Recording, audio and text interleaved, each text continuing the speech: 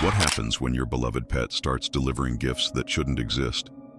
When the pieces of flesh and bone it drops at your feet belong to people who vanished decades ago? Tonight, we're diving into a nightmare that will make you question every purr, every gentle paw on your chest in the dead of night. Some gifts should never be accepted. Some doors should never be opened. And some cats see far more than they should. This is the story of Whiskers, a seemingly innocent tabby that turned one quiet suburban home into a gateway for the restless dead. A tale that starts with missing persons reports from the 1980s and ends with a family trapped in their own house, watching their pet reconstruct corpses one horrifying piece at a time. But here's the thing about cats. They've always been connected to the supernatural. Ancient Egyptians worshipped them as guardians between worlds. What if they were right? What if our furry companions aren't just pets, but collectors, curators of something far darker than we ever imagined? Sarah Mitchell thought she was doing a good deed when she adopted Whiskers from the county shelter. The orange tabby had been there for months, passed over by families who wanted kittens or purebreds. At 7 years old, Whiskers seemed grateful for a second chance, purring constantly and following Sarah around her modest 2-story house in Salem, Oregon. The gifts started small. A dead mouse on the kitchen counter, normal cat behavior. Then a bird, wings spread as if still in flight. Sarah praised Whiskers, thinking this was just natural hunting instinct returning after months of shelter life. But on the third night, she found something that made her stomach turn. Lying perfectly arranged on her bedroom carpet was a human finger. Not fresh, but not completely decomposed either. The skin had a waxy, preserved quality, and the nail polish was a shade of coral, pink that hadn't been popular since the 1980s. Sarah called the police, convinced someone was playing a sick prank.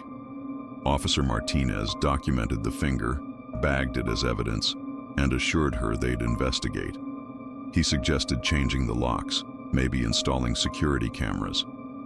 Probably just some kids, he said, but his eyes kept darting to Whiskers, who sat perfectly still in the corner, amber eyes reflecting the flashlight beam. That night, Sarah locked Whiskers in the basement.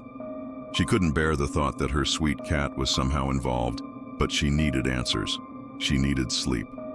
At 3:17 a.m., she woke to the sound of something being dragged across the floor above her head. Heavy, deliberate, the scratching of claws on hardwood, followed by a wet thud near her bedroom door. When she crept upstairs, flashlight trembling in her hand, she found Whiskers sitting calmly beside a human ear. The basement door was still locked. The windows were still latched, and the ear was wearing an earring she recognized from a missing person poster she'd seen at the grocery store. Margaret Chen had vanished in 1987. She was wearing pearl drop earrings when she disappeared. Sarah's hands shook as she photographed the ear, the earring, and Whiskers. The cat began to purr, a sound that now seemed less comforting and more like the rumble of something ancient waking up, something hungry. The police took the ear seriously.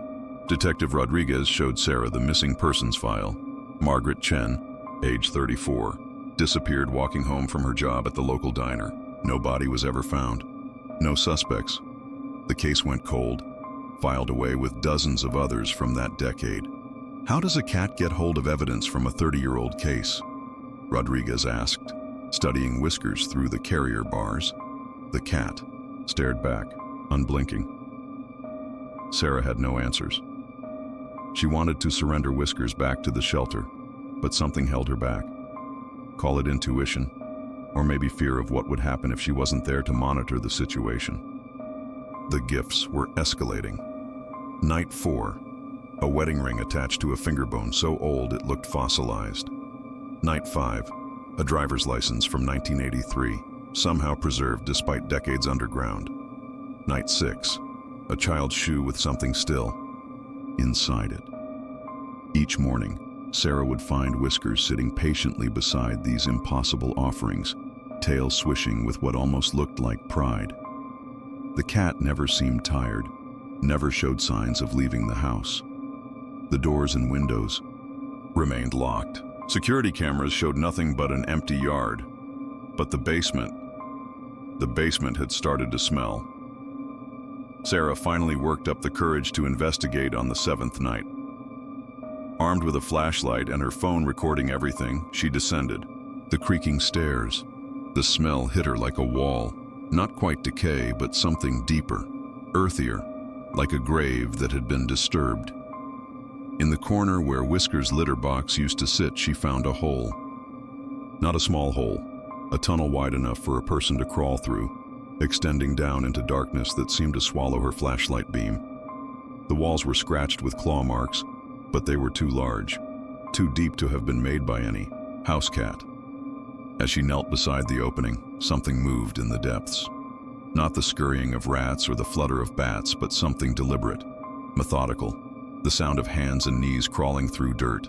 Sarah scrambled backward, phone still recording, as Whiskers appeared at the tunnel's mouth. But this wasn't the sweet tabby she'd adopted. This creature was larger, its eyes reflecting light that seemed to come from within. Its mouth opened in what should have been a meow, but the sound that emerged was distinctly human. Help. Me. The voice belonged to Margaret Chen. Sarah recognized it from the old interview footage the police had shown her. 30-year-old words emerging from a cat's throat, pleading and desperate. Behind Whiskers, other shapes moved in the tunnel. Pale hands reaching upward. Faces pressed against the earth walls. All the missing persons from Salem's unsolved cases, trapped in whatever space existed between life and death, using Whiskers as their messenger to the world above. The cat looked directly at Sarah and spoke again, this time in a different voice. Male, younger.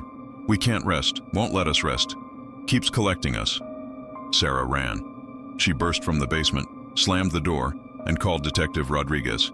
But when the police arrived with excavation equipment and body recovery teams, they found nothing but a normal basement with a normal cat sleeping in a normal carrier.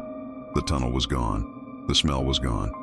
Even the evidence Sarah had collected had vanished from the police station, leaving only empty evidence bags and confused officers who couldn't remember logging anything unusual. But Whiskers remained, and every night the gifts continued, each piece of the dead bringing Sarah closer to understanding that some doors, once opened, can never be closed.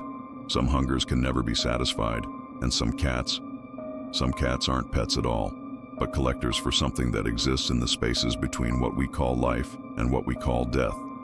Something that won't stop until every missing soul has been accounted for, one horrifying piece at a time. The purring never stopped. Even when Sarah covered her ears, even when she played music at full volume, she could hear it vibrating through the walls, through her bones, through her dreams.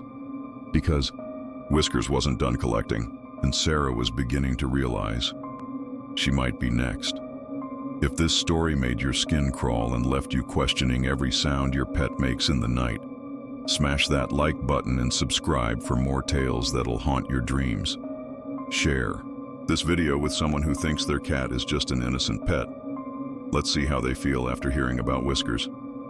What's the strangest thing your pet has ever brought you?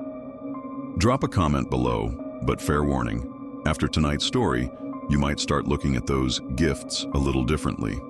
Don't forget to ring that notification bell because our next horror story drops next week, and trust me, you won't want to miss what's crawling out of the shadows next.